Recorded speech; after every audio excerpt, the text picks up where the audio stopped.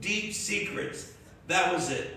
Now we get a clue as to what she was. She was someone who believed herself to be a Christian, yet she was also related either by marriage or she was one of the leaders of the Roman Empire. And she wanted the Christians to prosper, because if they didn't join this guild, they would be kicked out and they wouldn't be able to have jobs. They wouldn't be able to sell their products. And they would be kicked out. They would be ostracized. She also wanted Thyatira to prosper. So her intention was, I want the people to do well. But these Christians are telling, the minister, the bishop of the church is telling them that we Christians should not be going into these temples, eating these foods sacrificed to idols, and we should definitely not be having sexual relations with these prostitutes. This is against the teachings of Christ.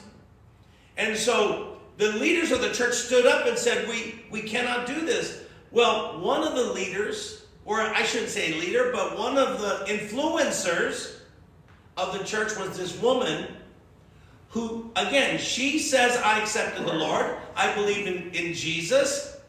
But she had a perverted understanding of who Jesus was.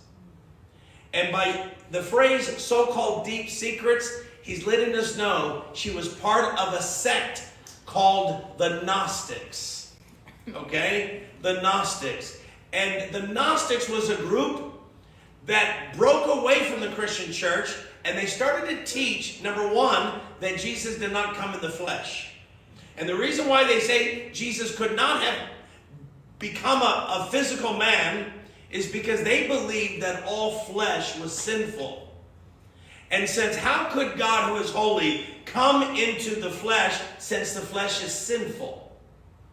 So they began to undermine the authority of the apostles, because what gives the apostles authority is that they were with Christ in the flesh.